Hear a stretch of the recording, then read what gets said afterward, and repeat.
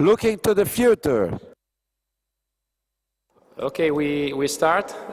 Thank you very much to all of you that remain here. You know, I know that you are very tired, and we will be very short, and I hope not boring.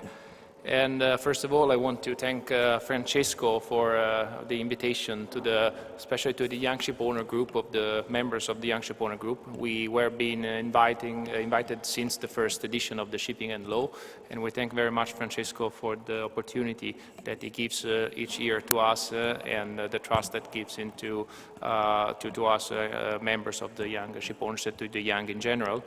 And also, as a Neapolitan citizen, I would like to thank Francesco, because through the shipping and the law, he gives us the opportunity, and also the foreigners and people coming from other town, to see many of the hidden treasures of this town. He opened the door to many of our treasures, and this is very important for us in Naples, and I'm very proud as a Neapolitan citizen. Today, our session is about the future, looking to the future. Of course, it's very difficult to predict, especially in shipping, what the future will reserve to us, but it's not even the task of our session. The task would like more to be what we think should be the shipping company of the future, considering what is happening in this particular period in the world of shipping. Certainly, this is a period of great changes, and always when there are the great changes, there are threats as well as opportunities.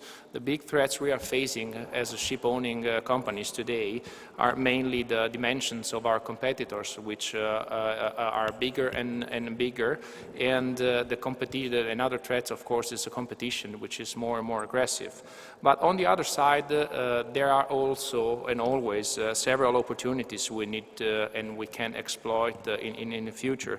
And I'm referring especially to investing in new technology and new efficient and technologically advanced vessels compliant with the new rules and regulations that will come into force in Mediterranean as well as to insist in some niche markets. I'm referring especially to some cabotage navigation, which will need more and more sophisticated and environmentally compliant vessels. So this can be also an opportunity for the Italian ship owners.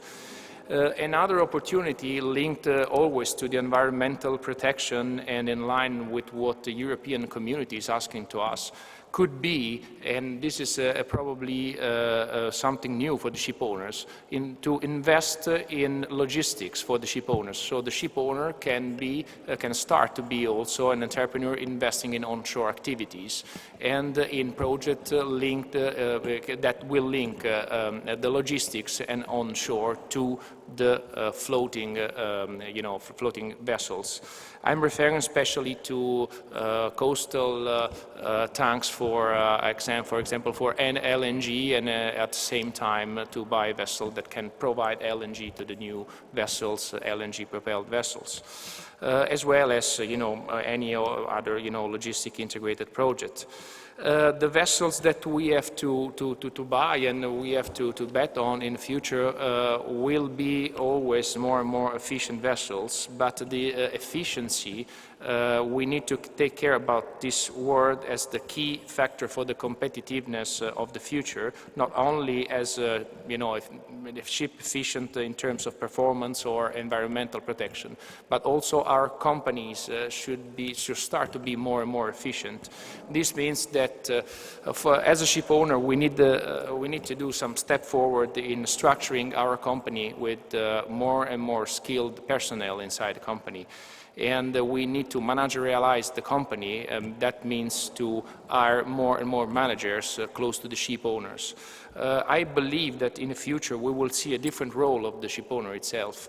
Less the person who takes all the decision in a company that deals simultaneously with the shipyard, with the charters, with the bank, and more managers within the company that will participate very actively to the decision process of the company. Obviously, when I was speaking before about new investments in new efficient vessels and new technology, those investments are very, very expensive. And being the Italian shipping industry mainly made 99% of family companies, it will be very difficult that we will assist to the very fast growth as we assisted in the past buying second-hand vessels. So if we want to bet on new vessels, we will assist to the slow growth of the companies, but more efficient. This means that many of our companies will need more and more capital, more and more equity to do these investments. And it is very important from one side, as the financial stakeholder, us to the ship owners, that we have more managers within our companies, and we structure the companies to have the companies which are more attractive to the financial investors. On the other end, we need to find a way to gather money. And I come to something which I believe could be a future image of the shipping company. I mean, with the knowledge and the know-how at the center of the strategy of growth, and with the rising capitals that can come from the ship owner itself, but also from third parties. I mean, it is likely we will assist in a near future of a growth of a ship owner that can grow with either 100% owned vessels or with vessels owned only partially, like 50%, 30%, 20%. What is very important for us, especially for the people of my generation, is to understand that the key role in the competition will be played by the know-how of the company. So it doesn't matter if you own the vessel 100% or not, we need to gather investments in our company in order to grow. I believe that can be one of the way the Italian medium and small companies has to growth. We need to preserve our know-how because the Italian shipping industry is based mainly of family company existing from lots of generations, and the know-how which was formed throughout this generation cannot be lost. Independently from this financial crisis or difficulties of the moment, we cannot waste so many years of experience. And so we need to, I believe the task of my generation is the task of structuring the company and to gather investments also from third parties in the future. This can be one way to survive. We have to be more open in this. With the Young Ship Owner Group, we are establishing a constant dialogue also with financial institutions and investment funds to make them understand that investing in a shipping company should be an investment considered more safe than they are considering now, and with time for recovering their investment, which would be and will be wider than the one considered the usual 5 years. We are struggling to have more time for their return on investment. And I want to close this very brief presentation with and passing also to my colleague as a wish, a sentence that I have heard 2 days ago when I was at the dinner with Mr. Röder, which is the president of IEXA.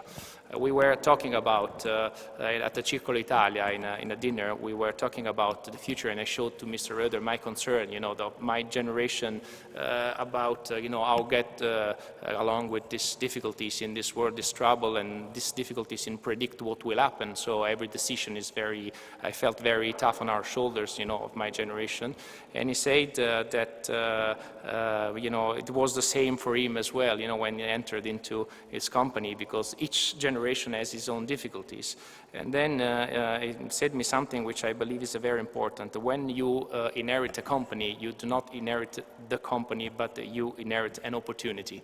And so it much depends on our generation, what our generation will be able to create and to model, considering what is happening outside. So I really wish to my colleague that they can understand what is going outside and can change, even if it is the case, the role of the ship owners, safeguarding the know-how that was left from the previous generations. So this is really a wish.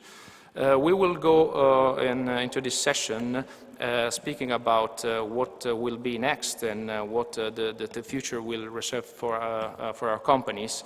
And we will do this exploiting a great and wide experience of Mr. Peppino D'Amato, which has lived in his shoulders the different cycles of shipping and can for sure tell us what does it mean for a company to resist for many generations and throughout the cycles. I want to remind once more that majority of our company resisted to world wars and the crisis of the oil price in the 80s. So I believe that we will continue to have the strength to survive for other generations. But Mr.